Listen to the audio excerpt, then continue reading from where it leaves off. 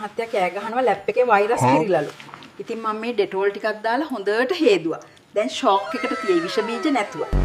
මේ දරාස් එකේ අය බොරුනේ කියන්නේ. කැෂ් ඔන් ඩෙලිවරි එපා දැම්ම ගෙවන්නලු. මම මේ පැවකිදන් පණ දාගෙන 1000 කොලේ ඔබන යන්නේ නැහැ. මේ කම්පියුටර් හිල පොඩි වැඩිද මන්ද? කඩේ අයියා කිව්වා දැන් අලුත් ෆෝන් වයර්ලස් charge කරන්න පුළුවන් කිව්වා. ඉතින් මම වයර් එක කපලා දැම්මා. දැන් වයර් නැහැ. කරදරයක් නැහැනේ.